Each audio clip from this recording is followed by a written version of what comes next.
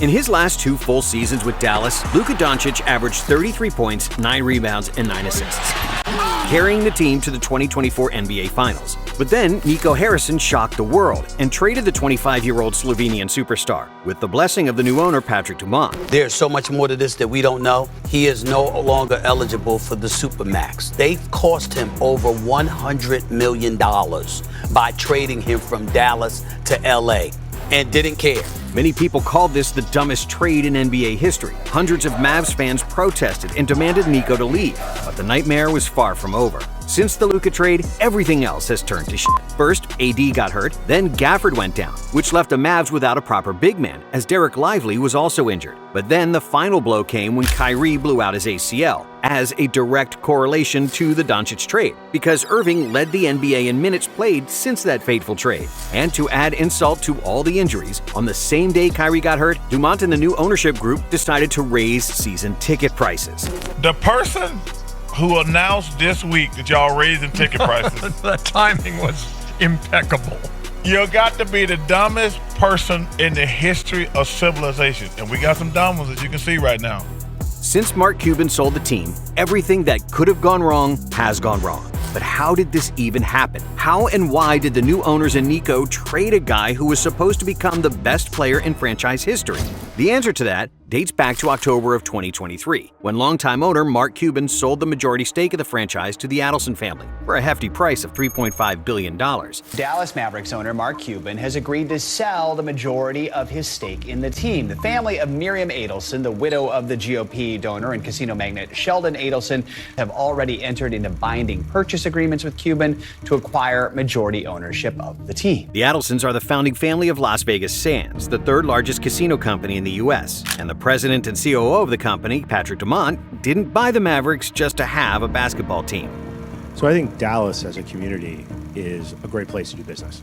Dumont married into the Adelson family, and as Miriam Adelson's son-in-law, he quickly rose through the ranks and became the company president. When he bought the Mavericks, Dumont did it with a clear goal: to legalize gambling in Texas and build a huge resort in Dallas that would include a casino, convention center, restaurants, and a new arena for the Mavs. Dumont also said that he wants to make the Mavericks the #1 team in the world in the next 20 years. And that would have been a problem if he inherited a struggling franchise nowhere near the playoffs, but he didn't. He inherited a team that just went to the NBA Finals, largely because of one man, Luka Doncic. And even though the blame for the Luka trade largely fell on Nico Harrison's shoulders, it was Dumont who gave Harrison the green light, clearly showing that he's not afraid to piss off an entire fan base. This is crazy, man. We went to the NBA Finals.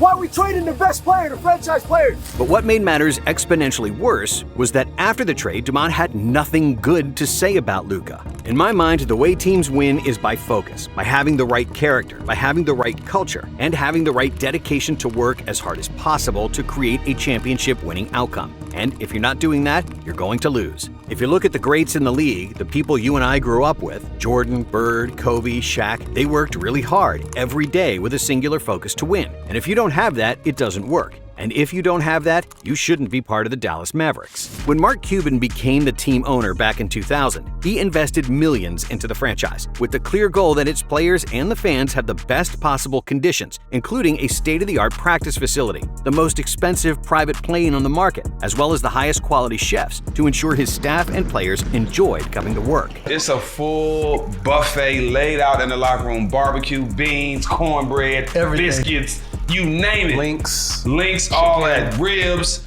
Right next to it is a cooler full of any beverage you would love. Mark showed up to games in jeans and t-shirts, cheered on the team like a regular fan, yelled at the refs, and was quickly rewarded with love from Mavs fans and the entire Dallas community. But on the other hand, Dumont shows up to games in suits. He traded a guy who was supposed to become the best player in franchise history and showed that his main priority is making money. On March 3rd, 2025, amid all the injuries to the team and widespread hate towards management, the Dallas Mavericks are increasing their season tickets by an average of 8.61%. How stupid are their PR people? If Mark Cuban had still been the owner, none of this would have happened. In 2020, Cuban said this: "If I had to choose between my wife and keeping Luka on the Mavs, catch me at my lawyer's office prepping for a divorce." But just 15 months after the sale of the team was finalized, Dumont and Nico Harrison stabbed Cuban in the back. Despite Luka's talent and him being one of the most accomplished 25-year-olds in basketball history, Harrison decided to trade Doncic. He wasn't willing to pay him a $345 million supermax. I just say there's levels to it. And there's people that fit the culture and there's people that come in and add to the culture. And those are two distinct things. And I believe the people that were coming in are adding to the culture. Now, Harrison is a nutrition freak who never liked Luka's off-court habits. He never believed that a guy with a few extra pounds could be a franchise player, despite all the evidence proving otherwise. Although, to be fair to Nico, he spent the majority of his career as a Nike representative, with Kobe Bryant as one of his primary clients. Now, Kobe's work ethic is unmatched, and if you compare anybody to that standard, you're likely going to be disappointed. But apart from Luka's taste for beer and hookahs, Harrison doubted his leadership ability and was sure Luka would become injury-prone in the future, despite Doncic always playing 60-plus games every season up to this point. Still, if this really was the case, why did he trade for Anthony Davis, who has proven to be injury-prone throughout his career? Since winning the 2020 title with the Lakers, AD played more than 60 games in a season only once, and at the time of the trade, he was nursing an abdominal injury. Furthermore, Davis is 32 years old. He's owed $112 million through 2027, and then he'll more than likely require another max extension. And by that time, AD will be 34 years old. So, for 2 years of Davis's prime, you gave up a decade of Luka's prime, and likely even more than that. Since his game isn't based on athleticism, there's no reason to believe he wouldn't be effective past the age of 35, which we can't say about Davis. Another glaring issue with the trade is the surprisingly low number of draft picks Harrison received in exchange for Doncic. Apart from Davis and Max Christie, who, in fairness to Harrison, is looking like a great future asset, the Mavericks received only one future first-round pick, which is laughable for a player of Luka's caliber. In the last couple of seasons, the Jazz received a total of 7 first-rounders and 3 pick swaps for Donovan Mitchell and Rudy Gobert, while the Nets negotiated 5 first-round picks and a pick swap for Mikal Bridges. Even though all 3 of those guys are quality players, none of them are Luka Doncic. The Lakers had 2 first-rounders to trade, plus this year's rookie Dalton Knecht, and if Harrison demanded it, the Lakers would have accepted, because, hello, this is Luka Doncic we're talking about. But maybe because of his friendship with Rob Pelinka, Harrison didn't insist on Knecht and that extra first-rounder, and that's how the Lakers got their next franchise player. It's still unclear why Harrison only talks to the Lakers, because if he made Luka available to the entire league, the draft capital he would have gotten would have been much greater.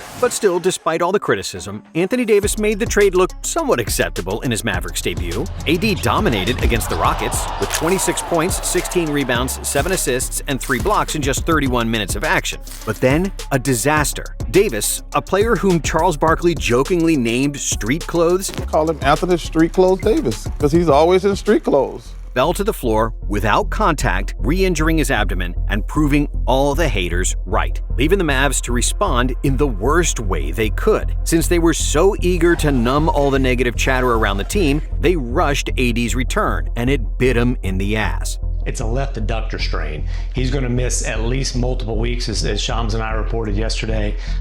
They hope it's not more than a month. Just 1 day later, a fan got ejected from a game after saying "Fire Nico," which is another thing that would have never happened if Cuban was still there. Now, we don't know if you believe in karma or basketball gods, but if there are some, they were pissed at Nico Harrison and Patrick Dumont, because just 3 days after Davis went down with an injury, center Daniel Gafford sprained his knee. Klay Thompson and PJ Washington also missed games, and without nearly all of their starting lineup, the shorthanded Mavs had to rely heavily on their last remaining star, Kyrie Irving. So, in February, Kyrie led all NBA players in minutes played, which proved to be a colossal mistake, because on March 3rd against the Kings, Kyrie landed awkwardly and grabbed his knee in pain, just like his mentor and idol Kobe Bryant, who led the NBA in minutes played in the month before he tore his Achilles. Kyrie then stepped to the free throw line and sank both freebies. Got it. The Lakers down by 2, and they want him and need him at the free throw line.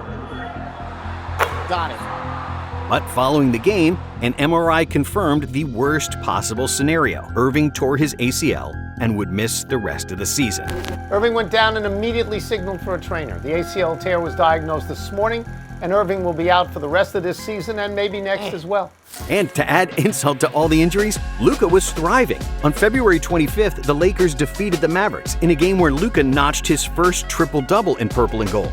It was part of an 8-game win streak for LA, with Doncic making the Lakers instant title contenders and showing the Mavs ownership how short-sighted they really were.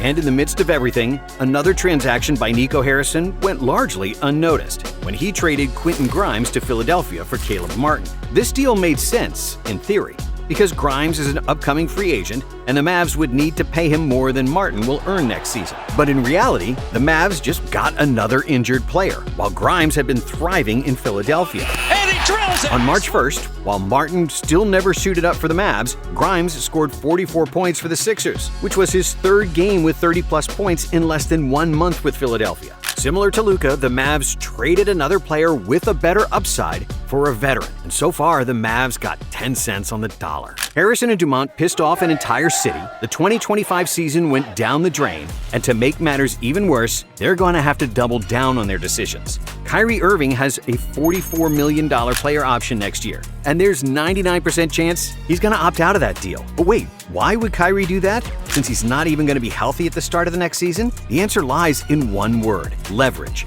Irving knows that the Mavs can't replace him, and they won't have enough salary cap to sign a free agent of his caliber. Because they have his bird rights, the Mavs can give Irving a big extension, but they can't offer that kind of money to someone else. So Irving can essentially force their hand, knowing Harrison is committed to him and doesn't have a second option. Irving will celebrate his 33rd birthday in late March, which means that he'll be 34 years old by the time he gets healthy in 2026. Anthony Davis will be 33 by then, and Klay will be 36, meaning that the Mavericks' title window is woefully small and is shrinking by the minute. But hey, those guys might be old, expensive, and injury-prone, but at least they fit Nico's culture. They don't drink beer and smoke hookahs.